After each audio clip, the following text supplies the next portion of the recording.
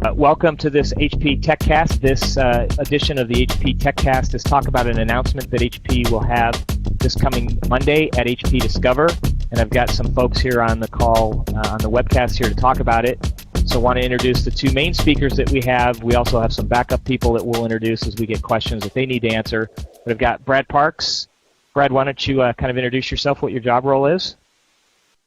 Yeah, hi everybody, it's Brad Parks. I'm the HP storage strategist, I guess, for your webcast here. I work on the Converged infrastructure marketing team, tying the pieces together between engineering, our field guys, customers. So as we're going to market and doing announcements or doing events like HP Discover, I help pull all that content together, and it gives me a chance to. Great. And also we have on the call today Jay Livens. I think a lot of you guys probably know who Jay is.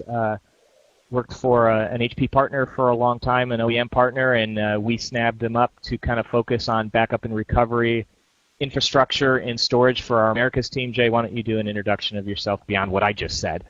Thanks, Calvin. Appreciate it. Yeah, right. So I'm Jay Livens. I'm basically responsible for HP's enterprise nearline. So that's basically enterprise backup and recovery. That's disk and tape. So, I know one of the things we're talking a lot about today is store once, and indeed that's something that I'm responsible for all the Americas. So that's the United States, that's Latin America, that's Canada.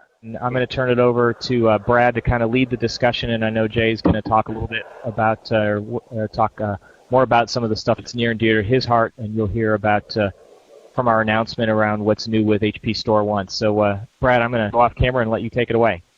On Monday, HP Discover, we have a really great opportunity from a storage perspective because Dave Donatelli and Meg Whitman have kind of cleared the deck and said the focus for this press conference is going to be all about storage. I think it's a great symbol of the commitment that the business has had to storage, and coming up in the second half, we've got some really cool innovations, and I just want to make sure that it got the spotlight it deserved. If we think about storage and HP's approach over the last 18 months, we really have transformed our own approach to the industry, and I think made a significant impact. About a year ago, we started talking about HP Converged Storage. That's our approach to design new modern architectures, whether that's through organic innovation, handoffs from folks like HP Labs, as well as acquisitions with things like 3PAR. Our portfolio today within these converged storage products, things like 3PAR, Store Once, Left Hand, Ibrix portfolio, all of these are built on scale-out architectures, standard x86 platforms, and we're focused on managing those using common tools that cross the boundaries between server, storage, and networking. So that's kind of the umbrella framing for the announcement. We've had a lot of good success with that strategy. Folks like Gartner recognized it in terms of the quarterly results. That portfolio is growing at triple digits over the last 6 quarters on average, if you look at it in combination. Also had some good numbers on the 3PAR side. It's the fastest growing high-end array in the market. So really, it's kind of that level of momentum that has given us the opportunity to be a focused product at HP Discover. If we think about the news of the day, it kind of breaks into 3 big areas. The first, around information protection, and something near to Jay's heart. We're going to do a little back and forth, unscripted, so bear with us as we roll through this. But if you think about backup and recovery, a market that's been around for a long time, certainly HP from a tape perspective, been a stalwart in that market for a long time, but it's changed dramatically in recent years. I know purpose-built backup overtook tape in terms of quantity shipped at some point last year. It's about a $5 billion market, one of the fastest growing segments, around 36% CAGR over the next several years. So an area we think is really the next battleground of mid-range and enterprise class storage, in an area where we've got some specific innovations with handoffs from HP Labs that we rolled out last year with HP Store Once. So that's the first part I want to run through. If we think about our approach to dedupe and disk-based backup, like any new technology, when dedupe came about, probably in the last 10 years, small vendors are usually where innovation starts happening, and they pick a point solution, and that's usually a point pain, rather, and that's where they focus their innovation. So over the last 10 years, we've managed to see vendors that have tackled branch backup, data center dedupe backup, the relationships in different pieces.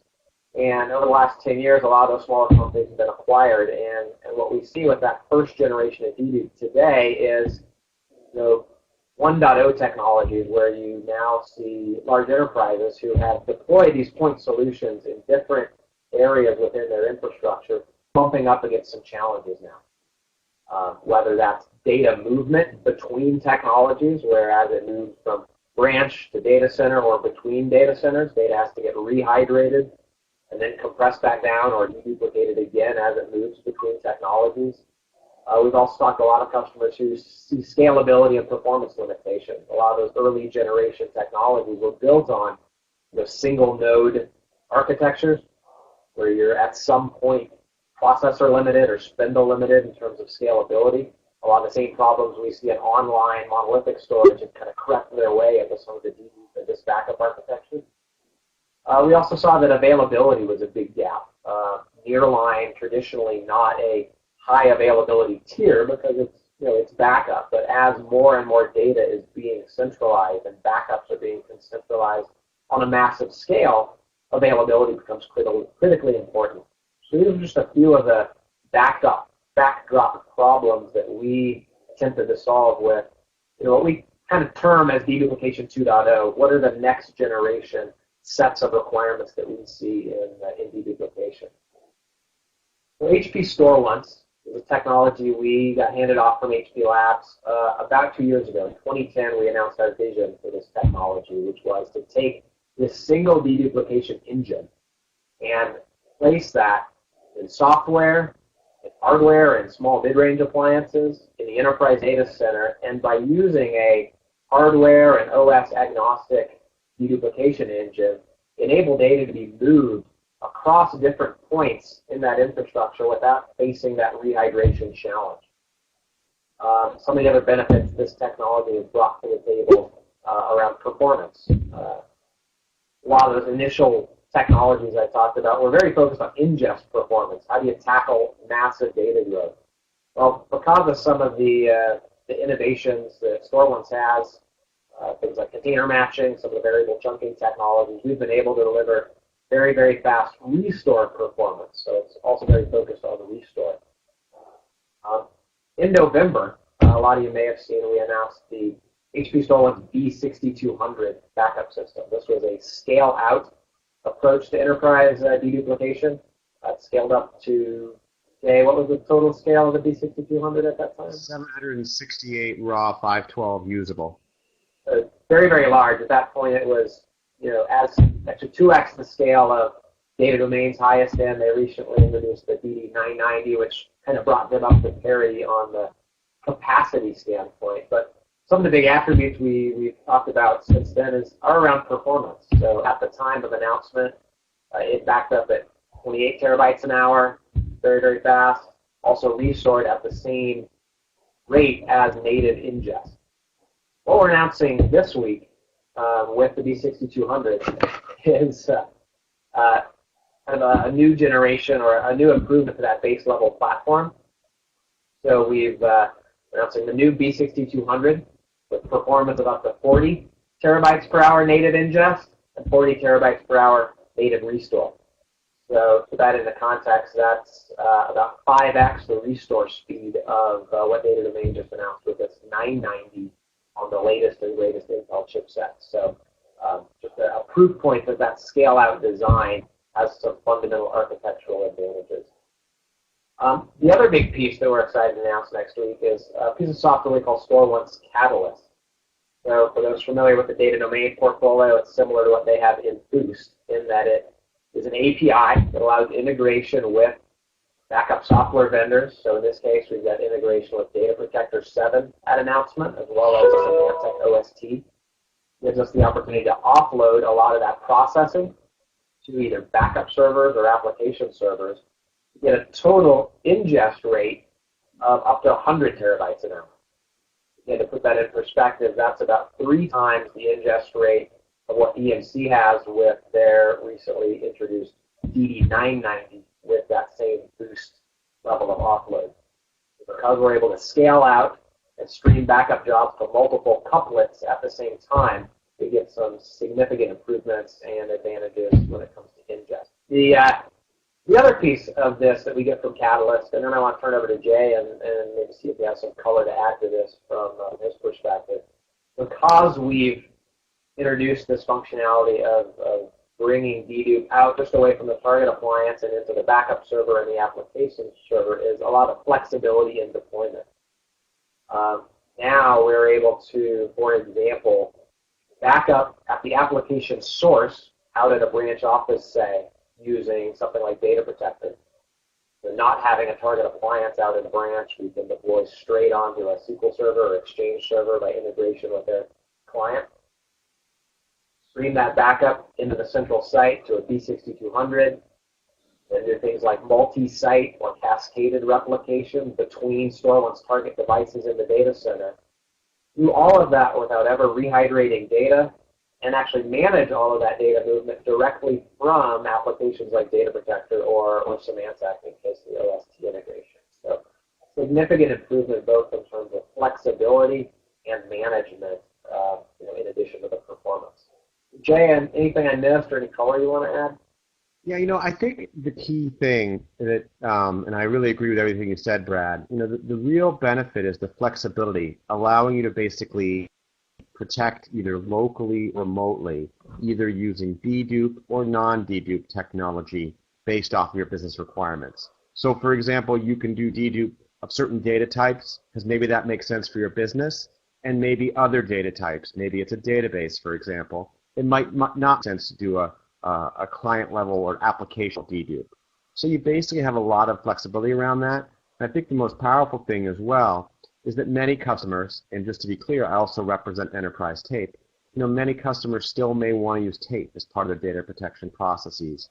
And so basically by leveraging common control inside Data Protector or Semantic Backup or Semantic Backup Exec, you also then have the ability to do all that data movement through a single pane of glass, and then decide later, perhaps you do want to go to tape and you want to maintain a common media database or catalog to understand what copies of data live where, and to allow you to have separate retention periods or retention policies for your tape-based copy and your physical copy.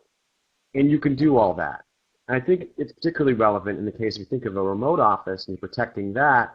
What about the ability to recover that data locally to perhaps do some testing or tape copy or whatever it might want to allow a bunch of greater flexibility versus other solutions where there's a traditional backup solution for non-dedupe stuff and then a traditional client-based or application deduplication solution that are basically separate. So you do one or the other, but you can't really do both. So one thing I want to ask about, I did a podcast with Steve Johnson, one of the other product managers on StoreOne's Catalyst, and he talked about StoreOne's Catalyst kind of being an API. Jay, I suspect maybe you can talk a little bit about that. What exactly is StoreOne's Catalyst? It's not an option that people have to use with StoreOne's, right? It's kind of an add-on API that we've written. Sure. So the way it works is basically what it allows us to do is take the StoreOne deduplication algorithm and run it in different places. So you could run it inside a media server, say via OST in a semantic environment, or even out on the application server in a Data Protector environment. So basically it's a new way to talk or interface with the StoreOne device that's different from the traditional way, which would be NAS with CIFS or NFS, or Fiber Channel via VPL. It's an IP-based protocol, and it basically allows you then to leverage StoreOne, run it in these other environments. Now, it does require an API in the backup application, which is how we integrate the technology with the semantic products and, of course, the Data Protector. So that's the way it works. And some people ask, well, what about other backup applications? And again, there's a piece of an API that's needed. Certainly, if other backup applications create and expose an API, that's something that we would want to support. But today, obviously, the technology, the APIs that are available are through Semantic and through Data Protector. But you don't have to use it. Your point's well taken as well, in that it can coexist next to a NAS protocol or even a VTL protocol, which is a block-based fiber protocol. So you could do Catalyst for some servers, you could do NAS for other servers, and VTL for yet a third set of servers. So it's really flexible. You choose if you want to use it and where you want to use it. It's certainly not required. And to get it, it's simply, well, there's a license associated with it, but it's also simply a software upgrade to existing systems. Talk about? Yeah, one thing I see a question from Ray. He asked, is the new appliance designation B5200? So actually the improvement I mentioned in terms of native ingest on the 6200 is actually purely purely in the software. There's not a new processor. There's not, different speed spindles. Purely a software tweak got us from 28 to 40 terabytes an hour. Again, I think a real proof point that the innovation in software makes it so that we are not purely captive to Intel's latest and greatest processing to make some real step function improvements. So it is still the B6200, just now even faster than it was in November. And I think, Jay, that's probably just available as a big firmware update or update to the software stack for anyone who's purchased from then till now. That is correct, Brad, which is really nice because it means that literally if you install the software update, you can get the performance improvements with the base sort of VTL emulations and such, which comes with the software upgrade. So does Catalyst change the way we set up targets and dedupe realms on the store once? So you can set up something called a Catalyst store, and the Catalyst store is basically a target for a Catalyst-enabled backup device, so a Catalyst-enabled media server or application server. So we okay, set so just like I would set up a NAS target or a VTL, I set up Exactly. a Catalyst target, and the same kind of restrictions apply? Well, in terms of yes, I mean the nice a thing. target is owned by one node, and I see. Yes, correct. The nice thing, though, is that you can take one Catalyst store and you can actually associate many different sort of remote sites or central servers with it. So if you have, say, 15 sites that you're replicating back, smaller environments using Catalyst, you can have all those associated with one Catalyst store for sort of more efficient data reduction and data transmission. Okay, thanks. I think being able to set up all those stores and manage them directly from within DP is definitely one of the one of the manageability improvements. Brad mentioned couplets. Care to explain what a couplet is from Ray? Do you want to answer that, Brad, or shall I? I'll give it a shot, and if I completely flub it, you can correct me. But, so we mentioned that the B6200 specifically is built on the scale-out design. So a couplet to two physical servers with storage associated. I think if they're actually built on DL380s with a set of disks associated. So the software running on that couplet will dedupe within the disk associated with that couplet pair. You can point backup jobs at a given node within that couplet. And if you were to have a hardware failure associated with that primary node, it will actually fail over to the secondary node within that couplet, a feature we call autonomic restart. And it is one of the key points that we talked about back in November with the B6200, that it is one of the only, if not the only, highly available deduplication and backup system at this scale for this type of market. I think you can have up to 4 couplets per B6200. So if I lied or you want to elaborate, Jay, go ahead. No, I think you're dead right. I mean, I think a couplet is a core building block of the system. And so when you buy a system, you buy one couplet at a minimum, and it comes with a base level of storage. And then you have the ability, as Brad mentioned, to add additional couplets, up to 3 additional for 4 total for performance, or you can add storage behind each couplet for capacity. So it's kind of the scale-out design that allows you to add performance or capacity independently as needed. And then, as Brad mentioned, the autonomic restart functionality is something that we're really excited about as well, because it allows you to basically fail over automatically, transparently. If a failure in one of the nodes in that couplet occurs, the job will automatically fail over to the remaining node, and the backup and dedupe will continue. Hey, and I guess I want to make the point about what you just said, Jay. That sorry, Brad, is that failover is pretty unique, right? Because if there's other vendors who, in order to do a big backup, they have multiple systems that may be all involved in a single backup. But if one of those systems fail, that part of the backup job fails, and they cannot just automatically restart it. This ability to restart the backup is pretty key, isn't it?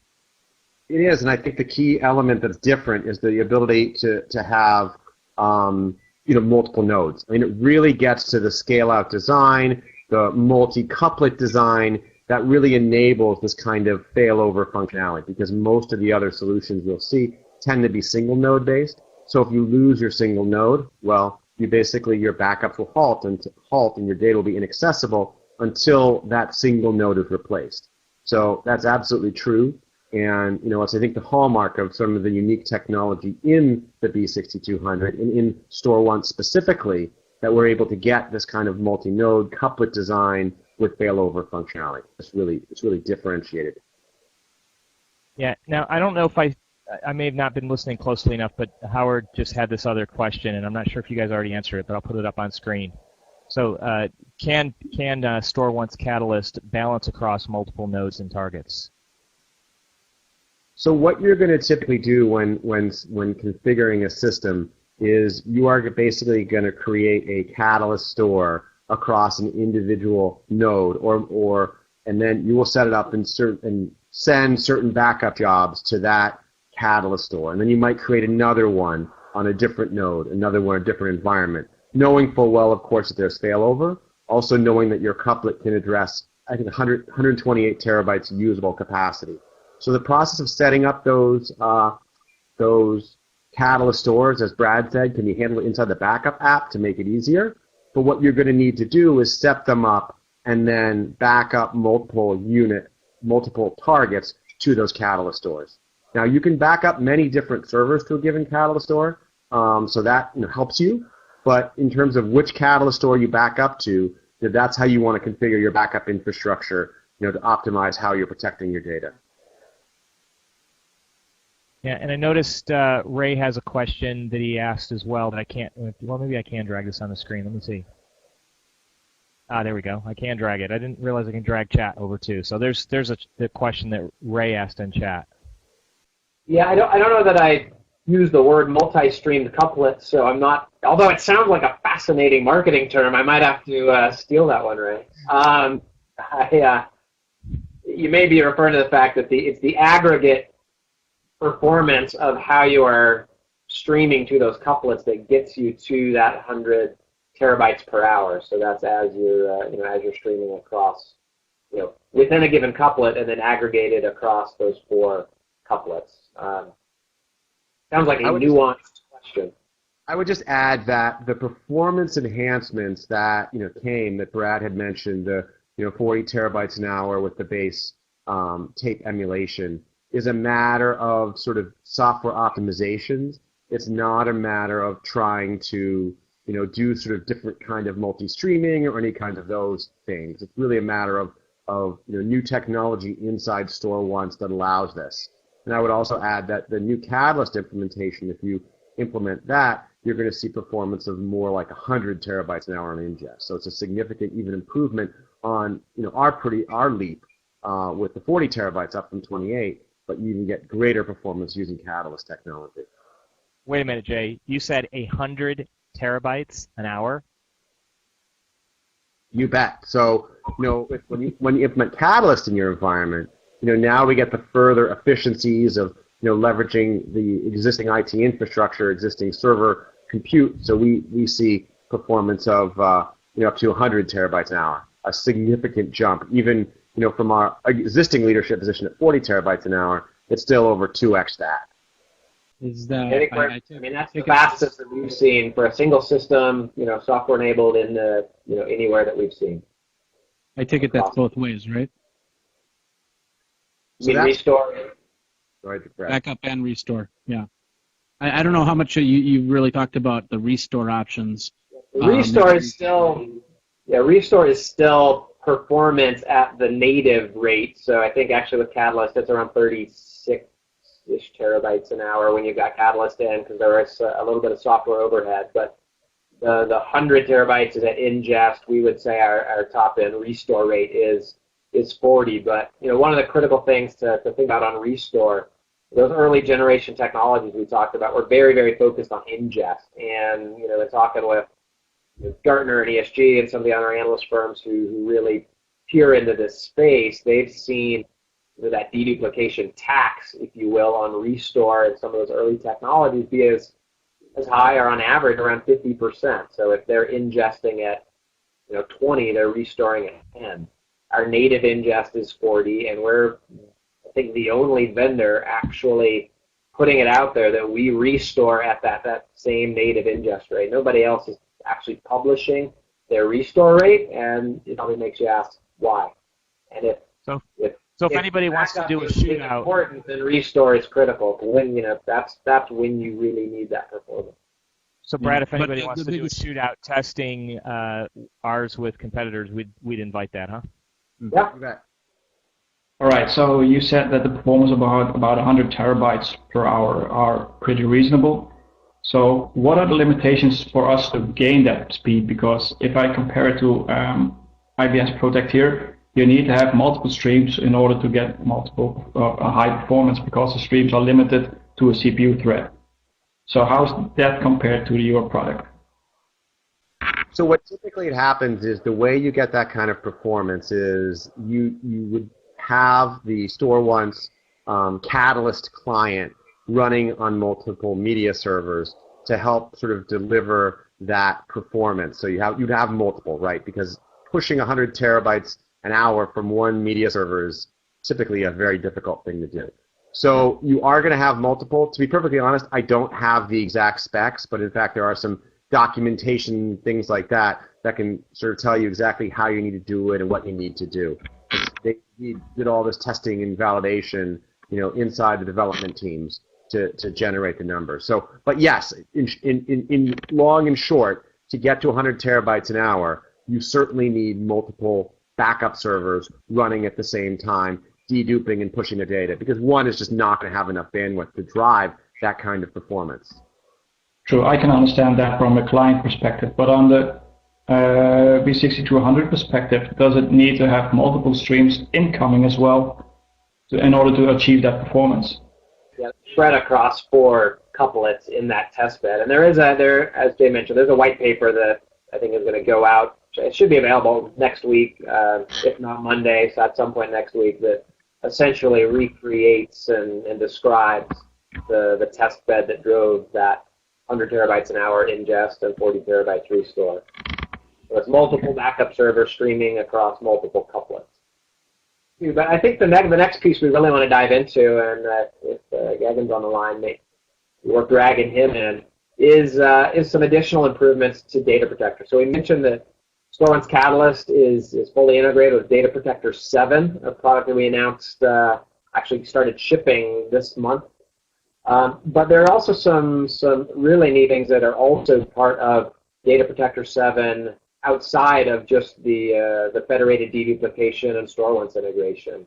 I'll maybe give those a high level, and then if you have anything to add, definitely jump in. So a big piece that we see in terms of gaps in how a lot of people are deploying protection today is it's pretty fragmented. A lot of customers may have one solution for virtual environments, one for physical. They're trying to think about how they tie into the cloud for some level of archival, different application clients. With this latest version of Data Protector 7, got good integration and functionality at an application level, so granular backup and recovery for individual enterprise apps, support for both virtual and physical environments. And one of the neat features I think we've seen a lot of interest from the analyst community as we've been talking is now, because Data Protector as a business unit is housed alongside Autonomy, it's been able to tap in to some of the back-end cloud stores that Autonomy has to host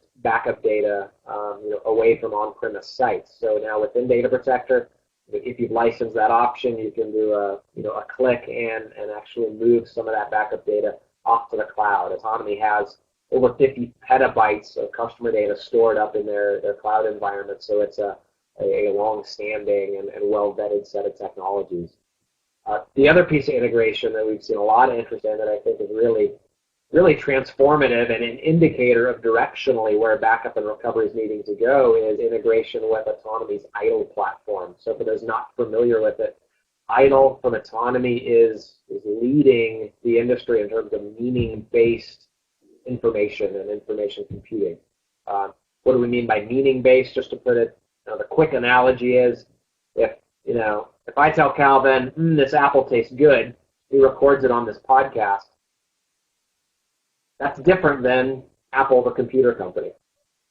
Using technology within idle can actually search through mountains of unstructured content to filter out instances where Brad Parks talked about Apple the fruit, using audio, video, language agnostic. I think it even understands Klingon. So a very wide array of connectors into different data types to do context-aware queries of information.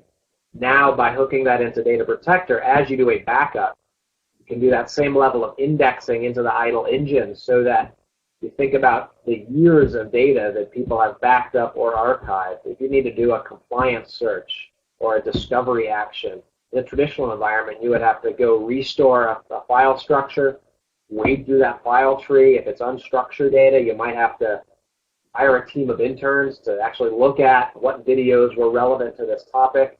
With this idle integration, you can now do a substantial amount of that search, that query, before you ever even have to go dig out the recovery and then only recover the files that are important. So I think that's one of the things that's very cool and probably something we could spend a lot of time on. So I don't know, Gag, anything else to add? So a couple of things. I think you covered it very well. I would like to add that after the Autonomy's acquisition, that was last year, we quick identified two technologies which we can integrate with data protection and can address the needs of the changing IT landscape, which is getting more complex with virtualization, in-place cloud, private cloud, public cloud, inside the data center. So we identified IDLE, which you mentioned, is a very powerful information platform, supports about 500 data processing functions. And it's the base of all the Autonomy's portfolio. Autonomy has Power, Protect, Promote. There are 3 sets of portfolio, which is pretty much offers the customer benefits. And other piece of information that we identified is this integration with the LiveVault, connect LiveVault server-based backup. Combining these two technologies with the data protector, I think we are becoming we're bringing a very competitive and beneficial technologies to the market. So I think you covered both of them very well around the idle and the integration with LiveVault. And one thing I would like to mention about the LiveVault is that the integration within the data protector console itself. Through the Data Protector console, which is already, a top-class on-premise data protection product, you can now extend the information protection to the cloud. And you mentioned that Autonomy's cloud is highly secure, private cloud, securing about 50 petabytes of customer information, globally dispersed. And so now with the integration with the LiveVault, now you can extend your backup to the cloud directly through the Data Protector. Those are some of the capabilities that we're bringing. It's really, compelling to our customers, and I think they're going to get good benefit. And this is besides the federated deduplication capabilities that you're already talking about. Yeah. So end to end now, you can set up a StoreOnce Catalyst store out at a remote site.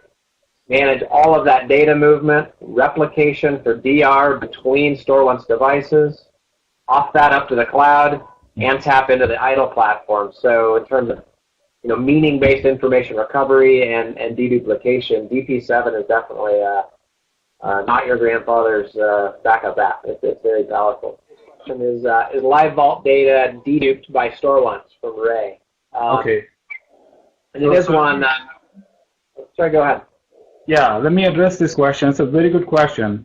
In fact, LiveVault uses a different technology. It's called Delta Restore technology for storing only the deltas to the LiveVault cloud. And this Delta Restore technology is not just used for the ingest, for sending the data to the cloud. It's also used in the restore. So it makes it very powerful. You know, if you are missing a small piece of data, you don't have to bring the entire piece from the cloud to your data center. You can just bring that Delta Restore and restore that particular piece. So it's very powerful. But you asked the question about store ones. I think that's our plan in future. We're going to be actually integrating store ones within the live vault to get more efficiencies within the data center, and that's absolutely our plan. Store ones, it's portable, highly efficient, very portable technology, and you can see it's across software, in our hardware, and you know it's the same thing we're going to do is because of its portability, it can be actually deployed on the cloud as well, and can be utilized to deduplicate data within the live vault cloud as well. So yeah, I mean, in future, we're absolutely planning to do that. Yeah, this is really the first and big, I mean, major step of where we're integrating with a lot of the autonomy technologies. But you know, now that we have them in house, you know, this is actually pretty rapid integration of that level of technology innovation. But now that we've got idle engineering in house and this, you know, this kind of step forward, I think you'll start to see a lot of very, very interesting use cases and integration points, not just within Store Once, but across the rest of the platform. I mean, the meaning-based environment really is exploding. It deals with big data, the analytics. There's a lot of neat things that we've got on the future. Post data. So let's move along. I know we have another topic to cover that's a pretty big piece of news and pretty exciting from my perspective, as all of this is. So, Brad, why don't you tell us about the Virtual Connect and 3-PAR innovation we're gonna announce? Yeah, sure. So now we're kind of taking a step right and moving outside of information protection and kind of back into core infrastructure for these cloud and virtual data centers. And if we think about the portfolio that HP has across Blade System, Virtual Connect, and 3-PAR, we really do have, you know, a substantial amount of assets that are deployed very widely. You know, everyone I think probably knows 3-PAR, very big in a cloud hosting environment. You know, Blade's #1 market share for many, many years, and Virtual Connect, which I think originally announced back in 2007, has over 6 million ports shipped. It's really transformed how edge computing to networking is done, you know, within a rack, within that Blade System environment, making it really simple, easy, reducing the amount of cables and parts. I know the original launch, I think a couple years ago, of the current Flex Fabric module, they rolled a shopping cart on stage that had over 200 and some odd components that reduced down to just one Flex Fabric interconnect module. Today, with this announcement, we're really taking that same level of transformation and engineering and putting it into SAN infrastructure with what we're calling the industry's first flat SAN architecture. We think about how network traffic has changed with virtualization, the move away from north-south traffic out to edge devices outside of the rack. You know, in highly virtualized environments, it's very east-west, right, within a rack, between servers.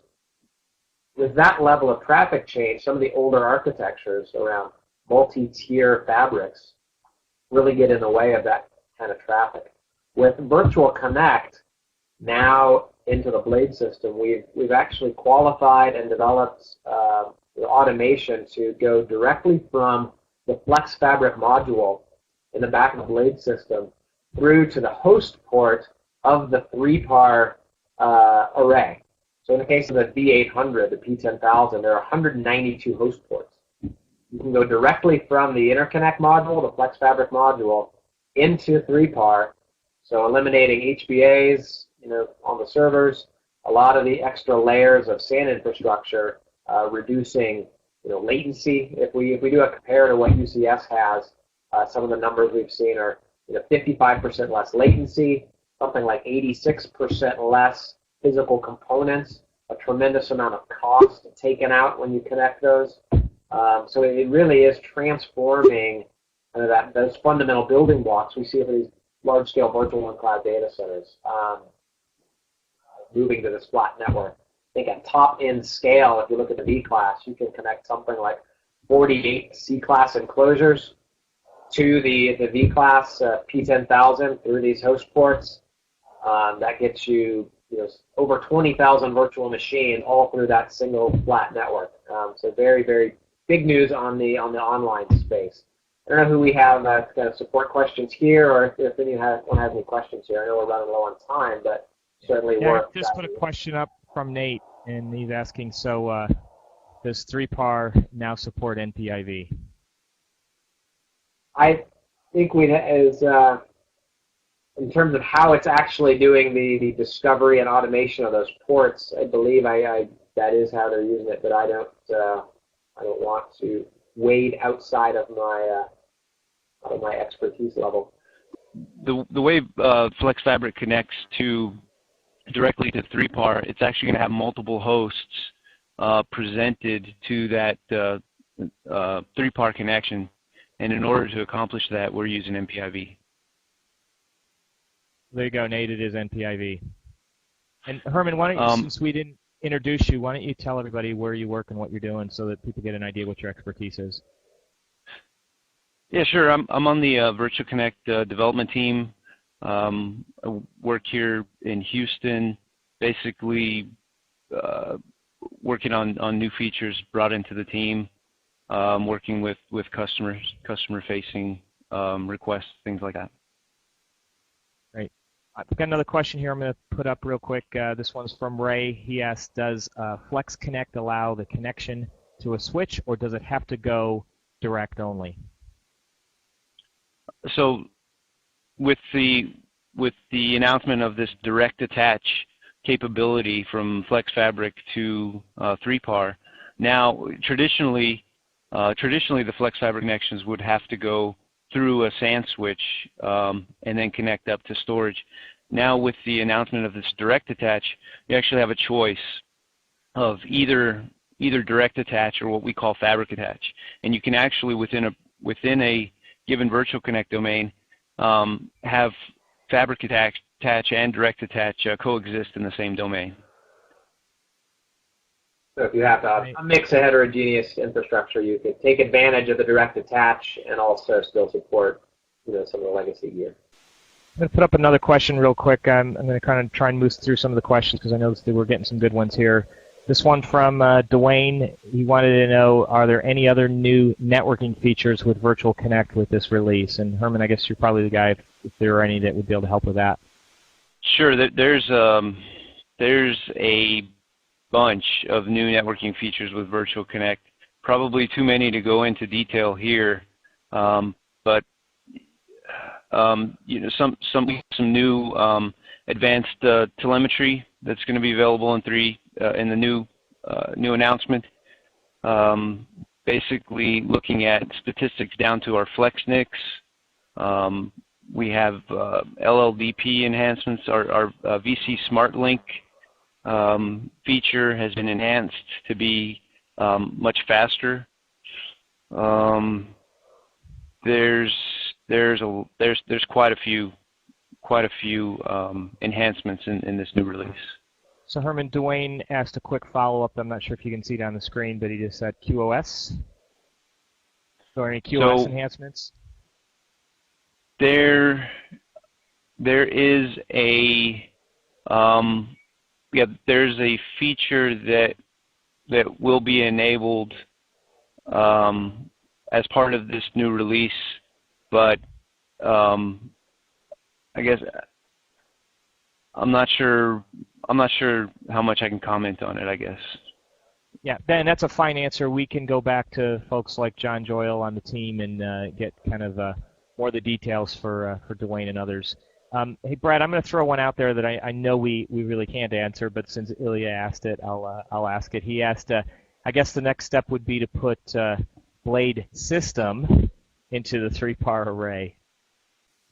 Or vice versa. I certainly can't talk about future directions, but I guess what I would cap this section off with is convergence-driven innovation is a big theme of Discover this year, and things like the nearline integration into autonomy and data protector, as well as this piece, really eliminating those boundaries and blurring the lines between compute and storage is definitely something we are actively engineering in. You think about where the industry is going with solid state, with data tiering, with networking. The domain of a isolated storage-only view of the world is rapidly becoming a hamstrung approach to large-scale virtual and cloud data centers. Expertise is becoming a lot more generalized. The ways these things are being managed, hooked together. I think HP is in a very good spot. We've got some great new innovations coming out in June, and based on the trajectory we're on with growth within 3PAR and StoreOnce, this level of innovation, I think you can look for a lot of innovations to come over the next 6 to 12 months. So it'll be an exciting time. Thanks to everybody that participated in this HP TechCast. If you'd like to be part of the next HP TechCast, feel free to send me an email. My email is geekazine@gmail.com. Think magazine, take out the mag, put in a geek. Geekazine@gmail.com. You can also Twitter me at Geekazine, or you can also Twitter Calvin Zito at HP Storage Guy.